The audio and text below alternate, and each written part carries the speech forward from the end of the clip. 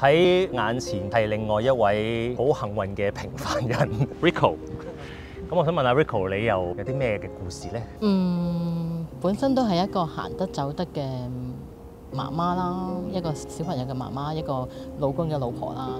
咁因為一場嘅手術令到我下半身喐唔到啦，癱咗啦。2年幾之前，由一個本身係照顧屋企人，咁變咗要人照顧翻。其實嗰種經歷真係唔容易。感恩真係有我老公。你先生係做咩工作？我先生本身係自己揸貨 van，即係感恩有佢。其實調翻轉你。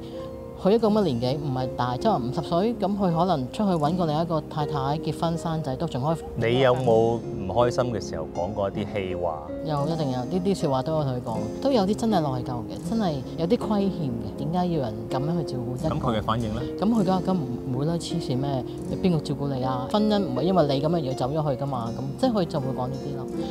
97年結婚，我記得我哋小朋友幾大？我哋好遲先有小朋友，因為其實我自己經歷咗好多嘢。我試過一次 cancer， 我想有小朋友嘅時候咧，我就咁啱甲狀腺癌。都係先生陪住你經歷住成件事。咁我聽到咁樣，我覺得你先生已經陪住你經歷過一次又一次嘅懸崖咯。咁你有冇啲乜嘢好想同佢講？佢應該揸緊車，我應該未得閒睬我。你喺佢身邊。知得唔得閒睬我咧？喂，你好啊，科生，你得唔得閒啊？你講啊。你想聽乜嘢啊？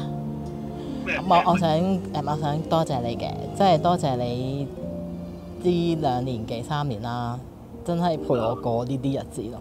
我諗冇你冇呢刻呢個情呢刻出現咯，係咯。係啦，可能你受咗好多氣嘅，我知道，但係你過得輕鬆咗就算啦。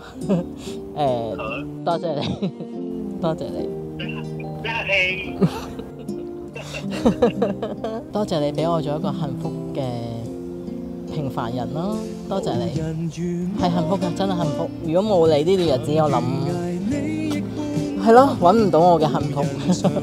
係我哋係好平凡，但係係幸福咯。多謝你，thank you，拜拜。